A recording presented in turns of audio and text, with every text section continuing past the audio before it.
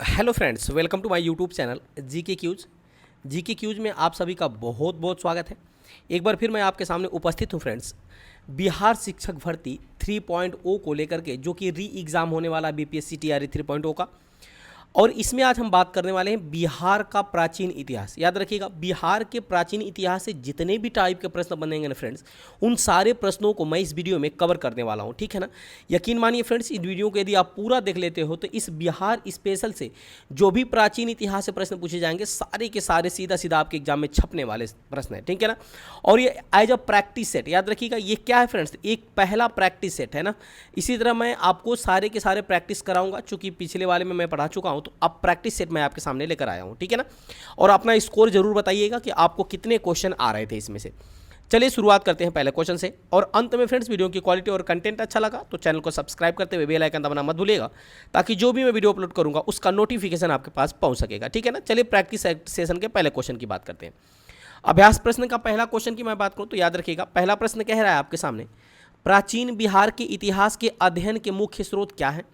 तो प्राचीन बिहार के इतिहास के अध्ययन के मुख्य स्रोत की मैं बात करूं तो भग्नावशेष, यात्रा वृत्तांत, अभिलेख, सिक्के तथा धार्मिक ग्रंथ, ये जो पांचों है ना फ्रेंड्स, ये पांचों के पांचों प्राचीन बिहार के इतिहास के अध्ययन के मुख्य स्रोत हैं। यानी इस प्रकार अगर मैं विकल्प की बात करूं तो कह सकता हूं कि विकल्प नंबर डी इसका बिल्कुल सही हो जाएगा।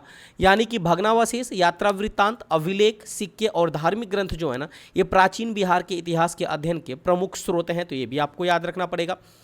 चलिए आगे बढ़ते हैं, अगला क्वेश्चन है। अगला क्वेश्चन आपके सामने कह रहा है कि बिहार में मौर्यकालीन अभिलेख कहाँ से प्राप्त हुए हैं। तो बिहार के अंदर मौर्यकालीन अभिलेख की बात करूं तो याद रखिएगा फ्रेंड्स, ये कहाँ से प्राप्त हुए हैं। तो इस क्वेश्चन का जो विकल्प हो जाएगा ना फ्रेंड्स, तो कूट नंबर सी बिल्कुल सही होगा, ठीक है ना। कहाँ से, तो पहली बार लौरिया अरेराज से, जो लौरिया नंदगढ़ से, फिर सासाराम से, ठीक है ना, सासाराम से, और रामपुरवा। यानी कह सकते हैं कि 2 3 4 5, क्या कह सकते हैं फ्रेंड्स, 2 3 4 5 यहाँ से मिलते हैं मौर्यकालीन अभिलेख बिहार में, ये भी आपको याद रखना है। इन स्थान का विशेष तौर पे याद रखना है, लौरिया नंदनगढ़, लौरिया अरेराज और रामपुरवा तथा साथ ही साथ सहसराम, इन सबको आपको याद रखना है, ठीक है। चलिए आगे बढ़ते हैं अगले क्वेश्चन की तरफ। अगला क्वेश्चन है, बिहार से प्राप्त मौर्यकालीन अभिलेख की भाषा कौन सी थी। तो बिहार से प्राप्त जो अभिलेख है ना फ्रेंड्स, उसमें उन अभिलेखों में मौर्यकालीन भाषा कौन सी भाषा थी। तो इस क्वेश्चन का विकल्प फटाफट आप बताते जाइएगा। तो इस क्वेश्चन का जो आंसर की मैं बात करूं तो हो जाएगा विकल्प नंबर बी, यानी प्राकृतिक भाषा थी। कौन थी फ्रेंड्स, प्राकृतिक भाषा थी, यानी विकल्प नंबर बी बिल्कुल सही हो जाएगा। अगले क्वेश्चन की वही बात करें तो कह रहा है, बिहार से प्राप्त मौर्यकालीन अभिलेखों की लिपि कौन सी थी। तो बिहार से प्राप्त मौर्यकालीन अभिलेखों की अगर मैं लिपि की बात करूं फ्रेंड्स, तो वो भी लिपि थी ब्राह्मी लिपि। कौन सी लिपि थी, ब्राह्मी लिपि। यानी इस कह सकते हैं कि इस क्वेश्चन का जो विकल्प हो जाएगा, विकल्प नंबर सी बिल्कुल सही हो जाएगा, ठीक है। चलिए आगे बढ़ते हैं, कौन सा क्वेश्चन आपको आ रहा है, आप वीडियो को पॉज कर आंसर भी देते जाइएगा। अगला प्रश्न कह रहा है कि अशोक का लघु शिलालेख कहाँ से प्राप्त हुआ है। फ्रेंड्स, अशोक का लघु शिलालेख की मैं बात करूँ तो ये प्राप्त हुआ है सहसाराम से। कहाँ से, सहसराम से। यानी इस क्वेश्चन का जो विकल्प हो जाएगा, विकल्प नंबर ए बिल्कुल सही हो जाएगा। सहसराम के यहाँ से अशोक के लघु शिलालेख प्राप्त हुए हैं, यानी विकल्प नंबर ए बिल्कुल सही हो जाएगा, ठीक है। अच्छा, वहीं अगले क्वेश्चन की बात करें, अगला क्वेश्चन कह रहा है कि बिहार में मौर्यकालीन अभिलेख कहाँ से प्राप्त नहीं हुए हैं। यानी जो ऑप्शन दिया हुआ है ना, इन ऑप्शनों में कहाँ से मौर्यकालीन अभिलेख नहीं प्राप्त किए गए हैं, ये आपको बताना है। तो इस क्वेश्चन का जो विकल्प है फ्रेंड्स, पिछले क्वेश्चन में भी आपने देखा कि सहसराम से प्राप्त हुए हैं, लौरिया अरारेज से और लौरिया नंदनगढ़ से प्राप्त हुए हैं, जबकि पाटलिपुत्र उस क्वेश्चन में भी आंसर था। तो कह सकते हैं कि पाटलिपुत्र से नहीं मिला है, यानी इस क्वेश्चन का जो विकल्प है, विकल्प नंबर ए बिल्कुल सही हो जाएगा, ठीक है। एक बार फिर मैं कहता हूं फ्रेंड्स कि यह बहुत ही काफ़ी अति महत्वपूर्ण प्रश्नों की श्रृंखला है, तो शुरू से अंत तक जरूर देखिएगा। आगे बढ़ते हैं, अगला क्वेश्चन है, मौर्यकालीन स्थापत्य का अवशेष कहाँ से प्राप्त हुआ है।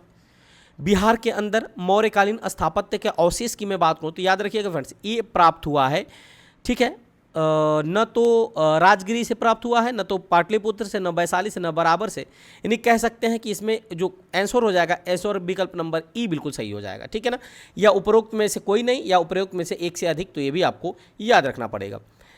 चलिए आगे बढ़ते हैं अगले क्वेश्चन की तरफ। अगला क्वेश्चन है, बिहार में धातु प्रस्तर युगीन अवशेष मिले हैं।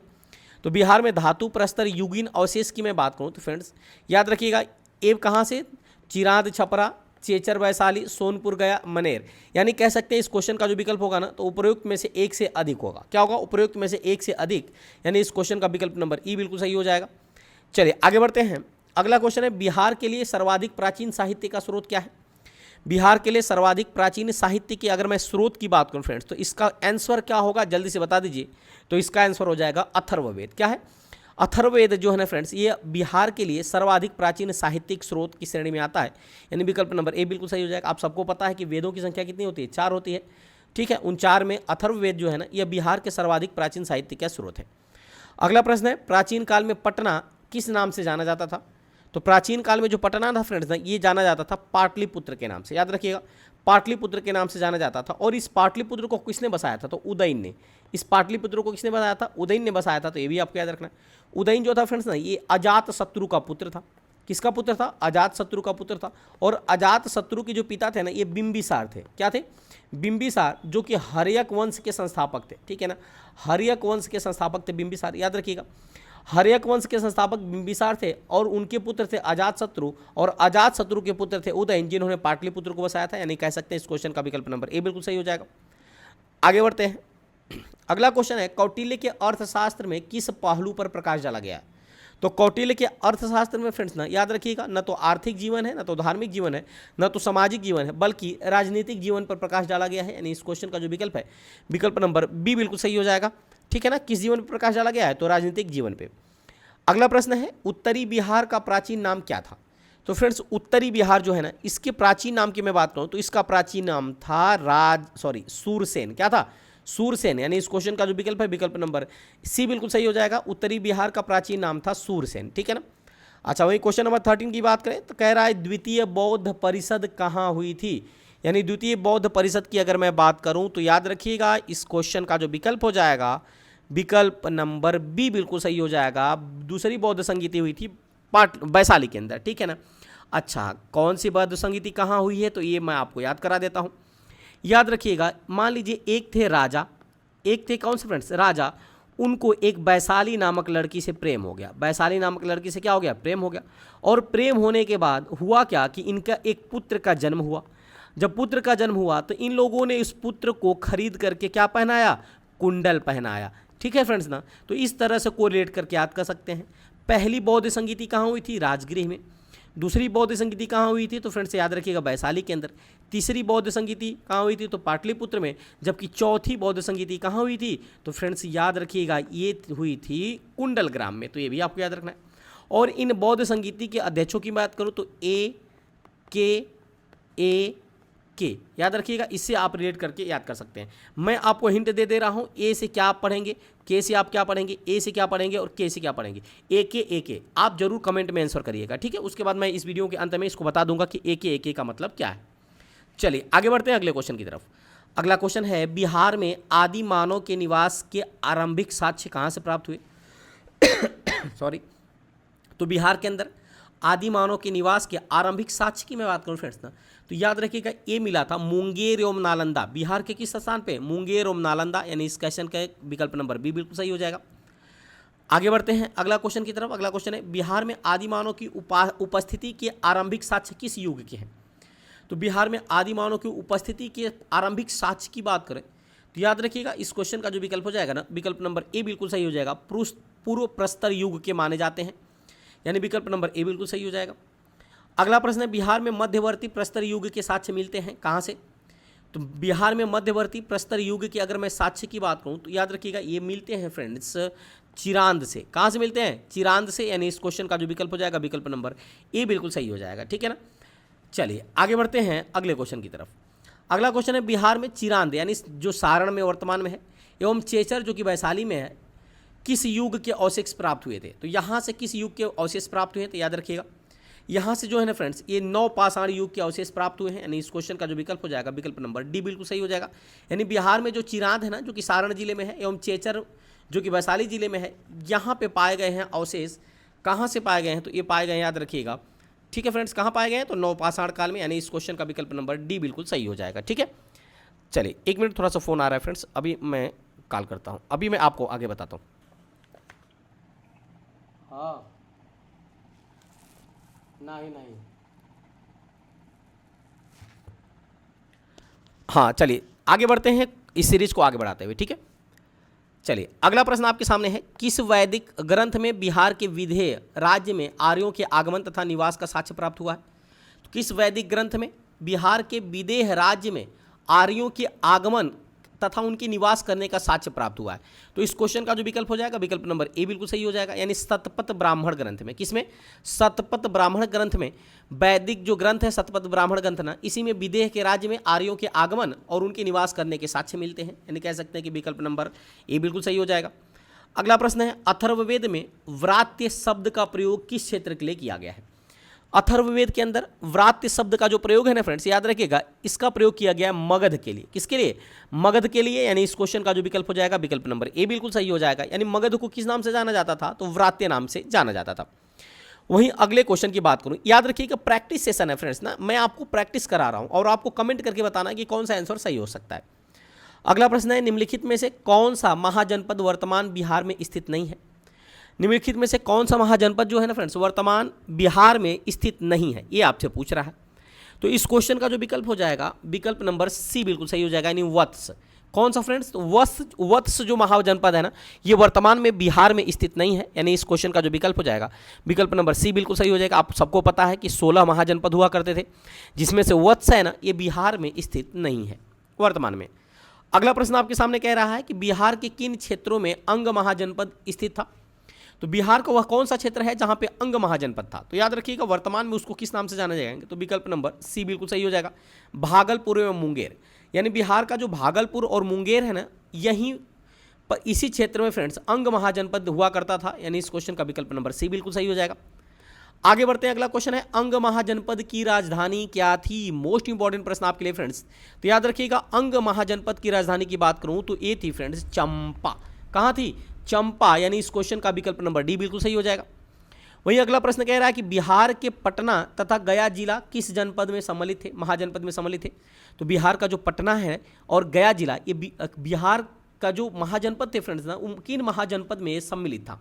तो याद रखिएगा इस क्वेश्चन का जो विकल्प हो जाएगा, विकल्प नंबर बी बिल्कुल सही हो जाएगा, मगध में। कहाँ थे फ्रेंड्स? मगध में, यानी विकल्प नंबर बी बिल्कुल सही हो जाएगा। वहीं अगला प्रश्न आपके सामने कह रहा है कि मगध की प्रारंभिक राजधानी कहाँ पे थी? तो मगध की प्रारंभिक राजधानी अगर पूछ लिया जाए तो फ्रेंड्स याद रखिएगा ये थी राजगिरी। कहाँ थी? मगध की प्रारंभिक राजधानी थी राजगिरी, यानी इस क्वेश्चन का विकल्प नंबर सी बिल्कुल सही हो जाएगा। ठीक है ना? और इसी मगध में, याद रखिएगा इसी मगध के महाजनपद के अंतर्गत बिहार के पटना और गया जिला आते हैं। आगे बढ़ते हैं, अगला क्वेश्चन है, बिहार में स्थित कौन सा महाजनपद 8 राज्यों का एक संघ था? तो बिहार के अंदर जो महाजनपद हुआ करते थे 16 महाजनपद, और इन 16 महाजनपद में जो फ्रेंड्स ना कौन सा ऐसा महाजनपद है जिसमें 8 राज्यों का एक संघ हुआ करता था ना? तो इस क्वेश्चन का जो विकल्प हो जाएगा, याद रखिएगा विकल्प नंबर बी बिल्कुल सही हो जाएगा, यानी वज्जी। क्या था? वज्जी जो महाजनपद था ना फ्रेंड्स, ये 8 राज्यों का एक संघ हुआ करता था उस समय। अगला प्रश्न है, वज्जी संघ की राजधानी कहाँ थी? तो वज्जी संघ की मैं राजधानी की बात करूं तो इसकी राजधानी थी फ्रेंड्स वैशाली। कहाँ थी? वैशाली, यानी इस क्वेश्चन का विकल्प नंबर सी बिल्कुल सही हो जाएगा। चलिए सीरीज को आगे बढ़ाते हुए अगले क्वेश्चन की तरफ बढ़ते हैं। अगला क्वेश्चन है, प्रथम मगध साम्राज्य का उत्कर्ष कब हुआ?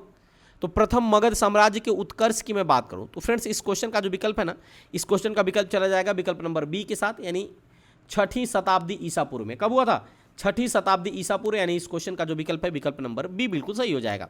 ठीक है, अगला प्रश्न है, अगला प्रश्न, प्राचीन भारत के 16 महाजनपदों में से एक कौन सा था? तो प्राचीन भारत के जो 16 महाजनपद थे ना, इनमें से एक महाजनपद इन 4 विकल्प में से कौन है?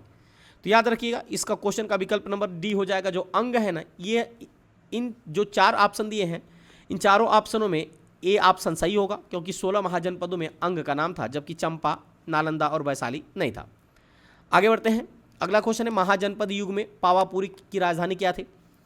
पावापुरी किसकी राजधानी थी? जब महाजनपद युग था तो उस समय पावापुरी किसकी राजधानी बनी हुआ करती थी?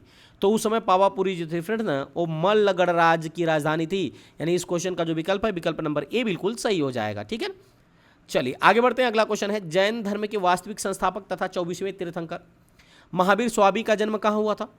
मोस्ट इंपॉर्टेंट प्रश्न है, फटाफट कमेंट करके बता दीजिए।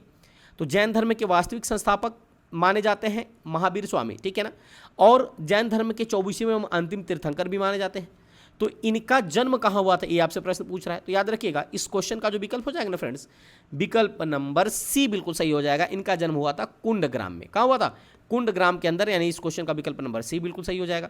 देखिए बीपीएससी 2014 में यह पूछा गया प्रश्न है। आगे बढ़ते हैं अगले क्वेश्चन की तरफ। अगला क्वेश्चन है, महावीर स्वामी का जन्म स्थल कुंडग्राम बिहार के किस जिले में स्थित है? जन्म तो कुंडग्राम में हुआ था, लेकिन यह बिहार के किस जिला में कुंडग्राम पड़ता है ना? तो ये पड़ता है फ्रेंड्स, याद रखिएगा, वैशाली के अंदर। कुंडग्राम कहाँ पड़ता है? बिहार के वैशाली में, यानी इस क्वेश्चन का जो विकल्प है विकल्प नंबर बी बिल्कुल सही हो जाएगा। अगला प्रश्न है इसी से रिलेटेड है, महावीर स्वामी के पिता सिद्धार्थ का संबंध था। तो महावीर स्वामी के पिता जो सिद्धार्थ है ना, इनका संबंध कहाँ से था? सारनाथ से था, विदेह से था, वज्जी संघ से, या कपिल वस्तु से? कौन सा विकल्प सही होगा? फटाफट कमेंट करिएगा। अच्छा, इस क्वेश्चन के आंसर की बात करें फ्रेंड्स, याद रखिएगा इस क्वेश्चन का जो आंसर हो जाएगा ना, आंसर विकल्प नंबर सी बिल्कुल सही हो जाएगा। इनका संबंध वज्जी संघ से था। कहाँ से था? वज्जी संघ से था इनका संबंध, यानी सिद्धार्थ का संबंध, जो कि महावीर स्वामी के पिता थे। आगे बढ़ते हैं। अगला क्वेश्चन आपके सामने है कि महावीर स्वामी ने अपना अंतिम उपदेश कहाँ दिया था? याद रखिएगा फ्रेंड्स, देखिए मैं एक जैसे प्रश्नों को एक साथ रखा हूं। तो महावीर स्वामी ने अपना जो अंतिम उपदेश है ना फ्रेंड्स, याद रखिएगा, ये कहाँ दिया था? ये दिया था पावापुरी के अंदर। कहाँ दिया था? पावापुरी में दिया था, यानी इस क्वेश्चन का जो विकल्प हो जाएगा विकल्प नंबर ए बिल्कुल सही हो जाएगा। महावीर स्वामी ने अपना अंतिम उपदेश दिया था पावापुरी में। ठीक है, वहीं अगला प्रश्न कह रहा है, प्रथम जैन संगीति का आयोजन किस शासक के शासनकाल में हुआ था? तो प्रथम जैन संगीति का जो आयोजन हुआ था ना, ये किस शासक के शासनकाल में होता है? ये आपसे प्रश्न पूछ रहा है। तो ये हुआ था चंद्रगुप्त मौर्य के शासनकाल में। कब हुआ था? चंद्रगुप्त मौर्य के शासनकाल में, यानी इस क्वेश्चन का जो विकल्प है विकल्प नंबर ए बिल्कुल सही हो जाएगा। ठीक है, चलिए आगे बढ़ते हैं अगले क्वेश्चन की तरफ। अगला क्वेश्चन है, प्रथम जैन संगीति का आयोजन किस स्थान पर किया गया था? तो प्रथम जैन संगीति के आयोजन की मैं बात करूं फ्रेंड्स, तो याद रखिएगा ये हुआ था पाटलिपुत्र के अंदर, यानी इस क्वेश्चन का विकल्प नंबर ए बिल्कुल सही हो जाएगा। पाटलिपुत्र में प्रथम जैन संगीति का आयोजन किया गया था। वहीं प्रथम जैन संगीति की अध्यक्षता किसने किया था? अगर ये प्रश्न पूछ ले तो प्रथम जैन संगीति की अध्यक्षता याद रखिएगा इन्होंने किया था फ्रेंड्स, स्थूलभद्र ने। किसने किया था? स्थूलभद्र ने, यानी इस क्वेश्चन का जो विकल्प है विकल्प नंबर डी बिल्कुल सही हो जाएगा। वहीं अगले क्वेश्चन की बात करें तो अगला क्वेश्चन कह रहा है कि बौद्ध धर्म के संस्थापक गौतम बुद्ध ने गृह त्याग के उपरांत सर्वप्रथम कहाँ का रुख किया था? तो जब गौतम बुद्ध जो है ना फ्रेंड्स, ये गृह को त्यागा था, यानी अपने घर को त्यागा था, तो कहाँ के लिए कूच किया था, यानी कहाँ जा रहे थे? तो याद रखिएगा इस क्वेश्चन का जो विकल्प हो जाएगा ना विकल्प नंबर बी बिल्कुल सही हो जाएगा। अलार कलाम आश्रम वैशाली में। कहाँ गए थे? अलार कलाम आश्रम सॉरी वैशाली में, यानी इस क्वेश्चन का जो विकल्प है विकल्प नंबर बी बिल्कुल सही हो जाएगा। आगे बढ़ते हैं। अगला क्वेश्चन है, गौतम बुद्ध ने किस नदी के किनारे ज्ञान की प्राप्ति हुई थी? तो गौतम बुद्ध की मैं बात करूं फ्रेंड्स, तो याद रखिएगा इनको निरंजना नदी के तट पर, कहाँ पे? निरंजना नदी के तट पर ज्ञान की प्राप्ति होती है, यानी इस क्वेश्चन का जो विकल्प है विकल्प नंबर बी बिल्कुल सही हो जाएगा। आगे बढ़ते हैं। अगला क्वेश्चन कह रहा है कि राजगृह के प्रथम बौद्ध संगीति में कौन सा कार्य संपन्न हुआ था? तो राजगृह के प्रथम बौद्ध संगीति में कौन सा कार्य संपन्न हुआ था? इन चारों विकल्प में से कौन सा विकल्प आपका सही हो सकता है? तो इसमें हो जाएगा फ्रेंड्स कि बुद्ध की शिक्षाओं का संकलन सूत्र तथा विनय पिटक में। ठीक है ना, सूत्र तथा विनय पिटक में बुद्ध की शिक्षाओं का संकलन किया जाना, यह था फ्रेंड्स राजगृह के प्रथम बौद्ध संगीति में यह कार्य किया गया था, यानी इस क्वेश्चन का जो विकल्प है विकल्प नंबर बी बिल्कुल सही हो जाएगा। आपको पता है अभिधम्म पिटक, सूत्र पिटक और विनय पिटक, यानी ये जो त्रिपिटक है ना, ये बौद्ध धर्म के काफ़ी चर्चित पिटक थे। धम्म पिटक, ठीक है ना, सूत्र पिटक और विनय पिटक। चलिए आगे बढ़ते हैं अगले क्वेश्चन की तरफ। अगला क्वेश्चन है, प्रथम बौद्ध संगीति का आयोजन किसके शासन काल में हुआ था? तो प्रथम बौद्ध समिति का जो प्रथम बौद्ध संगीति का जो आयोजन हुआ था फ्रेंड्स ना, याद रखिएगा ये हुआ था किसके शासनकाल में? तो ये हुआ था अजात शत्रु के शासनकाल में। अब आपको धीरे धीरे समझ में आ रहा होगा, मैंने एक ट्रिक बताया था, ए के अजात शत्रु के शासनकाल में प्रथम बौद्ध संगीति हुई थी। कहाँ हुई थी? राजगृह में। कहाँ हुई फ्रेंड्स? राजगृह में प्रथम बौद्ध संगीति हुई थी। दूसरी बौद्ध संगीति हुई थी कहाँ पे फ्रेंड्स? वैशाली के अंदर हुई थी। और ये किसके शासनकाल में हुई थी? तो ये हुई थी कालाशोक के शासनकाल में। फिर अगला क्या है? अगला ए है, और इसकी कहाँ हुई थी फ्रेंड्स? तो ये हुई थी, याद रखिएगा, पाटलिपुत्र में। कहाँ हुई थी? पाटलिपुत्र में हुई थी। और किसके शासनकाल में हुई थी ये आपको कमेंट में करके बताना है, ठीक है ना। चलिए प्रश्न को आगे बढ़ाते हैं, प्रश्न की श्रृंखला। अगला प्रश्न है, प्रथम बौद्ध संगीति की अध्यक्षता किसने किया था? तो प्रथम बौद्ध संगीति की अध्यक्षता किसने किया था, ये आपसे प्रश्न पूछ रहा है। तो अध्यक्षता की बात करें तो फ्रेंड्स याद रखिएगा, ये किया था महाकश्यप ने। किसने किया था? महाकश्यप ने अध्यक्षता की थी, यानी विकल्प नंबर ए बिल्कुल सही हो जाएगा। आगे बढ़ते हैं, अगला क्वेश्चन है, निम्नलिखित में से मगध का कौन सा शासक सिकंदर महान के समकालीन था? तो मगध का जो शासक था फ्रेंड्स ना, जो सिकंदर महान के समकालीन था, याद रखिएगा वह कौन था? तो वह था फ्रेंड्स घनानंद। कौन था? घनानंद, यानी इस क्वेश्चन का जो विकल्प है विकल्प नंबर बी बिल्कुल सही हो जाएगा, ठीक है। अगला प्रश्न है, निम्नलिखित में से किस शासक ने पाटलिपुत्र को बसाया था? ये आपसे प्रश्न पूछ रहा है। याद रखिएगा, किस शासक द्वारा पाटलिपुत्र बसाया गया था, अभी पिछले क्वेश्चन में मैंने बताया है। तो इस क्वेश्चन का जो विकल्प हो जाएगा फ्रेंड्स, विकल्प नंबर डी बिल्कुल सही हो जाएगा, यानी उदयन ने बसाया है पाटलिपुत्र को। ठीक है ना, मैंने आपसे बताया पाटलिपुत्र को किसने बताया, बसाया उदयन ने, और उदयन के पुत्र थे अजात शत्रु। कौन थे? अजात शत्रु। और अजात शत्रु के पिता कौन थे? तो वो थे फ्रेंड्स बिंबिसार। कौन थे? बिंबिसार जो थे ये अजात शत्रु के पिता थे। और और बिंबिसार कौन था? ये हर्यक वंश के संस्थापक थे। ठीक है ना। अच्छा, हुआ क्या फ्रेंड्स कि बिंबिसार को अजात शत्रु जो है ना, ये इसको मार करके मगध की गद्दी पे बैठ गया, मगध की गद्दी पे बैठ गया था। ये भी आपको याद रखना है, जिसकी वजह से अजात शत्रु को पितृहत्या के नाम से जाना जाता है। और अजात शत्रु के जो पुत्र थे फ्रेंड्स उदयन, इन्होंने अजात शत्रु को मार करके मगध की गद्दी पे बैठ गया था ना, जिन्होंने पाटलिपुत्र को बसाया था। तो ये भी आपको याद रखना है। आगे बढ़ता अगला क्वेश्चन है, किस ऐतिहासिक स्रोत में पाटलिपुत्र के प्रशासन का विवरण उपलब्ध है? देखिए बीपीएससी 2011 में पूछा गया प्रश्न है। तो ऐसी कौन सा ऐतिहासिक स्रोत है जिसमें पाटलिपुत्र के प्रशासन का विवरण उपलब्ध है ना? तो इस क्वेश्चन का जो विकल्प हो जाएगा, विकल्प नंबर सी बिल्कुल सही हो जाएगा। याद रखिएगा, ये इंडिका किसकी फ्रेंड्स, क्या था इंडिका? ये किसकी रचना है? मेगास्थनीज। ठीक है ना, मेगास्थनीज की जो इंडिका है ना, इसके अंदर पाटलिपुत्र के प्रशासन का विवरण मिलता है, यानी कि विकल्प नंबर सी बिल्कुल सही हो जाएगा। वहीं अगला प्रश्न की बात करें, अगला प्रश्न है, तृतीय बौद्ध संगीति का आयोजन कहाँ हुआ था? याद रखिएगा, तृतीय बौद्ध संगीति मैंने बताया था फ्रेंड्स कि एक क्या था, एक राजा था। राजा को एक वैशाली नामक लड़की से क्या हो गया? प्रेम हो गया। और उससे क्या हुआ है? एक पुत्र की उत्पत्ति हुई, और उस पुत्र को इन लोगों ने खरीद के कुंडल पहनाया। तो इस तरह रिलेट कर सकते हैं कि तृतीय बौद्ध संगीति पाटलिपुत्र कहाँ हुई थी फ्रेंड्स? पाटलिपुत्र। यानी इस क्वेश्चन का जो विकल्प हो जाएगा, विकल्प नंबर डी बिल्कुल सही हो जाएगा। 46 क्या होगा? तो तृतीय बौद्ध संगीति कहाँ हुई थी? तो ये कश्मीर में, पाटलिपुत्र में हुई थी। कहाँ हुई फ्रेंड्स? पाटलिपुत्र में, यानी क्वेश्चन का विकल्प नंबर बी बिल्कुल सही हो जाएगा। इस चीज़ को याद रखिएगा। ठीक है ना, कहाँ हुई थी? तो पाटलिपुत्र में हुई थी। चलिए आगे बढ़ते हैं अगले क्वेश्चन की तरफ। अगला क्वेश्चन है, यूनानी दूत मेगास्थनीज किसके दरबार में पाटलिपुत्र आया था? तो यूनानी जो दूत है मेगास्थनीज ना, याद रखिएगा ये किसके दरबार में? अभी मैंने बताया मेगास्थनीज की पुस्तक का क्या नाम है? इंडिका, जिसमें पाटलिपुत्र के प्रशासन का उल्लेख मिलता है। तो इस मेगास्थनीज की मैं बात करूं तो किसके दरबार में आया था पाटलिपुत्र के अंदर? तो इस क्वेश्चन का जो विकल्प हो जाएगा ना फ्रेंड्स, विकल्प नंबर डी बिल्कुल सही हो जाएगा। चंद्रगुप्त मौर्य के दरबार में आया था। कौन आया था? मेगास्थनीज। ठीक है, अगला प्रश्न लगे हाथ देख लेते हैं, मेगास्थनीज का पाटलिपुत्र आगमन कब हुआ था? तो मेगास्थनीज जो पाटलिपुत्र आया था, तो वो कब आया था? तो याद रखिएगा फ्रेंड्स, वो आया था 315 ईसा पूर्व में। कब आया था? 315 ईसा पूर्व में चंद्रगुप्त के शासनकाल में मेगास्थनीज आया था, जिन्होंने इंडिका नामक पुस्तिका लिखी थी। और इसी इंडिका नामक पुस्तिका में पाटलिपुत्र के प्रशासन व्यवस्था का उल्लेख है। ठीक है, चलिए आगे बढ़ते हैं। अगला क्वेश्चन है, किस शासक के शासनकाल में मगध में 12 वर्षों तक भीषण अकाल पड़ा था? मोस्ट इंपॉर्टेंट प्रश्न, ये कई बार पूछा जा चुका है कि किस शासक के शासनकाल में मगध में 12 वर्षों तक अकाल पड़ा था, यानी भीषण अकाल पड़ा था। तो इस क्वेश्चन का जो विकल्प हो जाएगा, विकल्प नंबर डी बिल्कुल सही हो जाएगा। यानी उपरोक्त में से एक से अधिक या उपरोक्त में से कोई नहीं, यानी विकल्प नंबर जो है फ्रेंड्स कौन सा सही हो जाएगा? विकल्प नंबर ई बिल्कुल सही हो जाएगा। और सॉरी, इस क्वेश्चन का जो विकल्प हो जाएगा ना, चंद्रगुप्त मौर्य। कौन सा होगा? चंद्रगुप्त मौर्य, यानी विकल्प नंबर डी बिल्कुल सही हो जाएगा। ठीक है ना, चलिए आगे बढ़ते हैं। अगला प्रश्न है, किससे मुक्ति दिलाने के कारण चंद्रगुप्त मौर्य को भारत का मुक्तिदाता कहा गया था? तो फ्रेंड्स याद रखिएगा, ये था फ्रेंड्स यूनानियों से मुक्ति दिलाने के कारण चंद्रगुप्त मौर्य को भारत का मुक्तिदाता कहा जाता है, यानी इस क्वेश्चन का विकल्प नंबर बी बिल्कुल सही हो जाएगा। वही अगला प्रश्न है, किस मौर्य शासक के दरबार में आजीवक संत तथा भविष्यवक्ता पिंगलवत्स रहता था?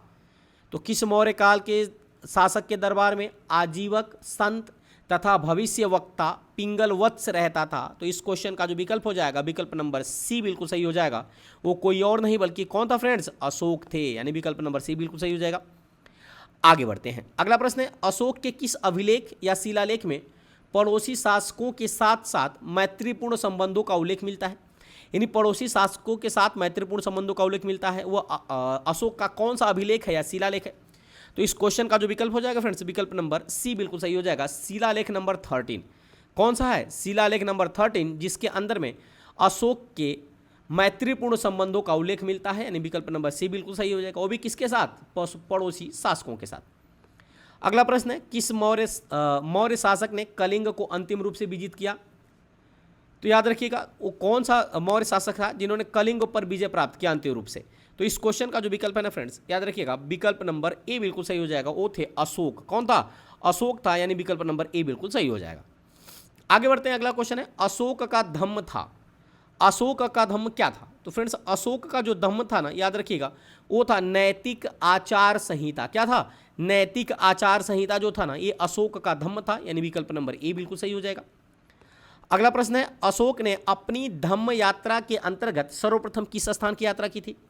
तो जब अशोक अपनी धम्म यात्रा की शुरुआत किया था तो सर्वप्रथम याद रखिएगा फ्रेंड्स उन्होंने बोध गया, याद रखिएगा कहाँ का फ्रेंड्स? बोध गया सर्वप्रथम गए थे, यानी बोध गया की यात्रा किया था, यानी विकल्प नंबर सी बिल्कुल सही हो जाएगा। ठीक है ना।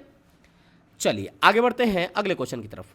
अगला क्वेश्चन है, गार्गी संहिता में पाटलिपुत्र पर यवनों के आक्रमण का उल्लेख है। यह आक्रमण किसके शासनकाल में हुआ था? याद रखिएगा तो इस क्वेश्चन का जो विकल्प हो जाएगा फ्रेंड्स ना, विकल्प नंबर डी बिल्कुल सही हो जाएगा, पुष्यमित्र शुंग। यानी पुष्यमित्र शुंग के शासनकाल में गार्गी संहिता में पाटलिपुत्र पर यवनों के आक्रमण का उल्लेख मिलता है, यानी विकल्प की बात करें तो विकल्प नंबर डी बिल्कुल सही हो जाएगा। वही अगला प्रश्न है, किस शासक ने स्वयं को लिच्छवी दौहित्र कहा था? किस शासक ने स्वयं को लिच्छवी दौहित्र कहा था? तो इस क्वेश्चन का जो विकल्प हो जाएगा फ्रेंड्स, विकल्प नंबर बी बिल्कुल सही हो जाएगा, यानी कि समुद्रगुप्त ने कहा था, यानी विकल्प नंबर कौन सा? बी बिल्कुल सही हो जाएगा।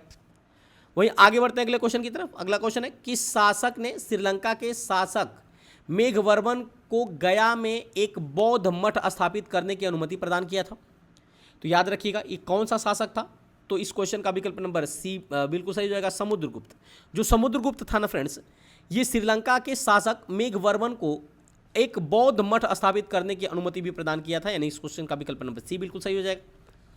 अगला प्रश्न है, नालंदा विश्वविद्यालय की स्थापना की थी? किसने किया था नालंदा विश्वविद्यालय की स्थापना?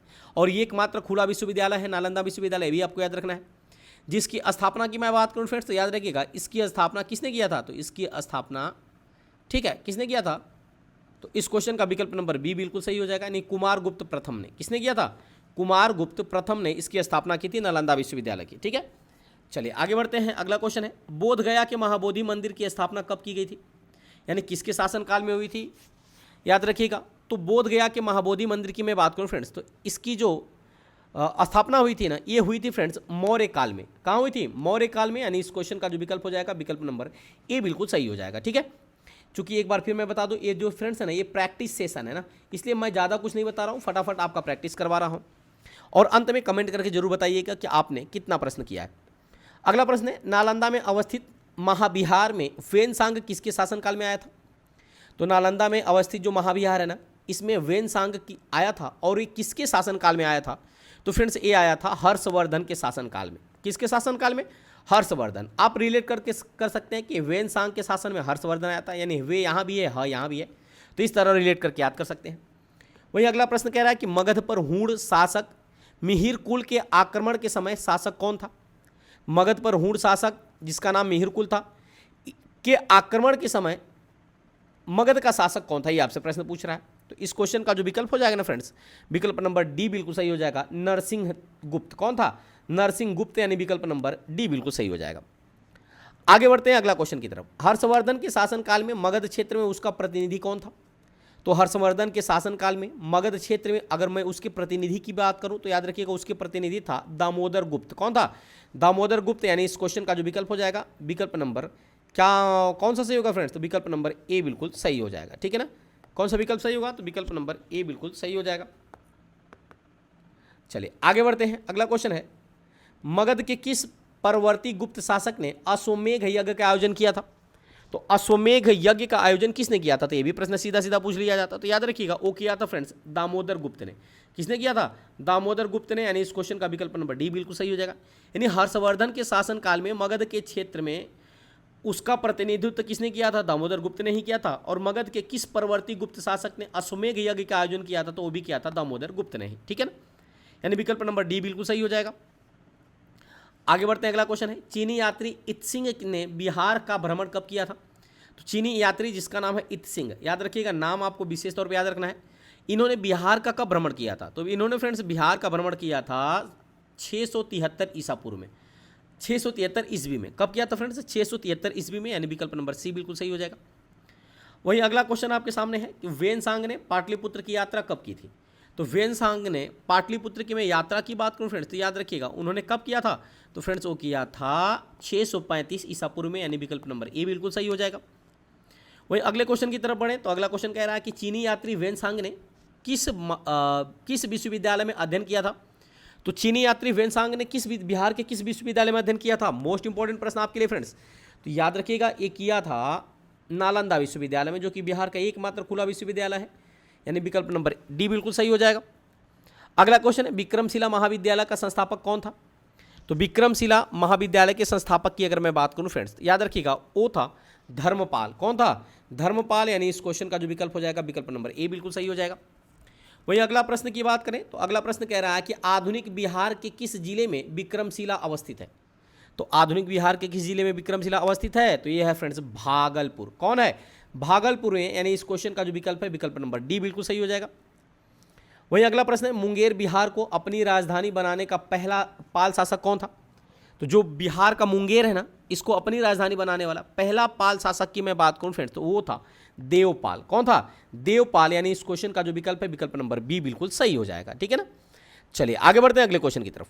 अगला क्वेश्चन है निम्नलिखित में से किसने पाल काल में कांस्य मूर्ति निर्मित की? तो पाल काल के दौरान कांस्य की मूर्ति निर्मित करने वाले की अगर मैं बात करूं तो फ्रेंड्स कौन था? तो वो था फ्रेंड्स धीमन एवं बिठपाल ने। किसने किया था? धीमन एवं बिठपाल ने, यानी इस क्वेश्चन का जो विकल्प है विकल्प नंबर बी बिल्कुल सही हो जाएगा। ठीक है ना। चलिए अगला प्रश्न है पालकालीन कांस्य मूर्ति कलाकार धीमन एवं बिठलपाल कहाँ के निवासी थे? तो धीमन और बिठलपाल की मैं बात करूं फ्रेंड्स, तो याद रखिएगा ये कहाँ के निवासी थे? तो ये थे फ्रेंड्स नालंदा के निवासी, यानी विकल्प नंबर सी बिल्कुल सही हो जाएगा, जिन्होंने पाल काल में कांस्य की मूर्ति का जो है फ्रेंड्स क्या किया था? बनाया था ना, यानी वास्तुकार माने जाते थे। आगे प्रश्न है पालकालीन चित्रकला का भित्ति रूप कहाँ से प्राप्त हुआ है? तो पालकालीन चित्रकला के भित्ति रूप की मैं बात करूं फ्रेंड्स, तो याद रखिएगा ये प्राप्त हुआ है नालंदा से। कहाँ से प्राप्त हुआ है? नालंदा से, यानी विकल्प नंबर डी बिल्कुल सही हो जाएगा। वहीं लगे हाथ अगला प्रश्न देख लेते हैं, इनमें से कौन सा मगध का शासक नहीं बना? तो मगध के शासक कौन नहीं बने? 4 ऑप्शन आपके सामने हैं, आप फटाफट कमेंट करके बता दीजिए। तो इस क्वेश्चन के मैं आंसर की बात करूं तो विकल्प नंबर डी बिल्कुल सही हो जाएगा। जो कनिष्क था फ्रेंड्स ना, ये कनिष्क जो है ना, ये मगध का शासक नहीं था।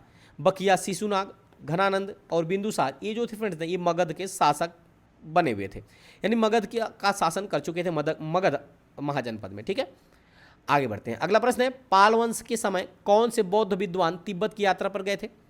तो पाल वंश के समय कौन से बौद्ध विद्वान जो थे ना, ये तिब्बत की यात्रा पर गए थे? तो याद रखिएगा वो गए थे फ्रेंड्स अतिशी। कौन था? अतिशा दीपांकर। कौन था? अतिशा दीपांकर, यानी विकल्प नंबर ए बिल्कुल सही हो जाएगा। वही अगला प्रश्न है पाल वंश का अंतिम शासक कौन था? मोस्ट इंपॉर्टेंट प्रश्न आपके लिए। तो पाल वंश का जो अंतिम शासक था ना फ्रेंड्स, याद रखिएगा कौन था? वो था रामपाल। कौन था? रामपाल, यानी विकल्प नंबर ए बिल्कुल सही हो जाएगा। कौन था फ्रेंड्स? तो रामपाल था। आगे बढ़ते हैं। अगला प्रश्न है किस पाल वंशीय शासक के शासनकाल में चोल शासक राजेंद्र प्रथम ने बंगाल पर हमला किया था? तो इस क्वेश्चन का जो विकल्प चला जाएगा फटाफट विकल्प नंबर डी के साथ चला जाएगा, यानी महिपाल। महिपाल जो था फ्रेंड्स ना, ये पाल वंश का एक शासक था जिन्होंने चोल शासक राजेंद्र प्रथम ने बंगाल पर हमला किया था, जिसके शासनकाल में ना, यानी विकल्प नंबर डी बिल्कुल सही हो जाएगा। वही अगला प्रश्न है संध्याकर नंदी किस पाल शासक के दरबार से संबंधित थे? तो संध्याकर नंदी जो थे फ्रेंड्स ना, ये किस पाल शासक के दरबार से संबंधित है? तो याद रखिएगा ये थे फ्रेंड्स रामपाल के शासक, यानी इस क्वेश्चन का विकल्प नंबर ए बिल्कुल सही हो जाएगा, रामपाल किस दरबार से संबंधित थे। अगला प्रश्न है अरब का यात्री सुलेमान किस पाल शासक के शासनकाल में भारत आया था? तो अरब का यात्री जो सुलेमान था फ्रेंड्स ना, ये किस पाल शासक के शासनकाल में भारत आया हुआ था? तो फ्रेंड्स याद रखिएगा ये आया हुआ था देवपाल के शासनकाल में, यानी विकल्प नंबर जो है ना, विकल्प नंबर बी बिल्कुल सही हो जाएगा। वहीं अगले प्रश्न की बात करें और इस सीरीज के अंतिम प्रश्न की बात करें तो प्रश्न पूछ रहा है कि जावा के शासक बलदेव पुत्र के अनुरोध पर बिहार नालंदा की देखरेख के लिए किस पाल शासक ने 5 गांवों का अनुदान प्रदान किया था? तो याद रखिएगा इस क्वेश्चन का जो विकल्प है विकल्प नंबर सी बिल्कुल सही हो जाएगा। जो देवपाल था पाल वंश का शासक, इन्होंने फ्रेंड्स जावा के शासक बलदेव पुत्र के अनुरोध पर बिहार नालंदा की देखरेख के लिए जो है ना फ्रेंड्स देवपाल को 5 गांवों का अनुदान प्रदान किया था, यानी विकल्प नंबर सी बिल्कुल सही हो जाएगा। ठीक है, तो उम्मीद करते हैं फ्रेंड्स ये छोटा सा टॉपिक आपको अच्छी तरह समझ में आया होगा। अगर वीडियो की क्वालिटी, कंटेंट और सत्येंद्र सर की मेहनत आपको अच्छी लग रही हो तो चैनल को सब्सक्राइब करते हुए बेल आइकन दबाना मत भूलिएगा। ये एक प्रैक्टिस सेट का सेशन था और इससे आपको बहुत कुछ सीखने को मिला होगा। तो चलिए मिलता है ऐसे ही मजेदार टॉपिक के साथ अगली वीडियो में। तब तक के लिए बहुत बहुत धन्यवाद। Thanks for watching.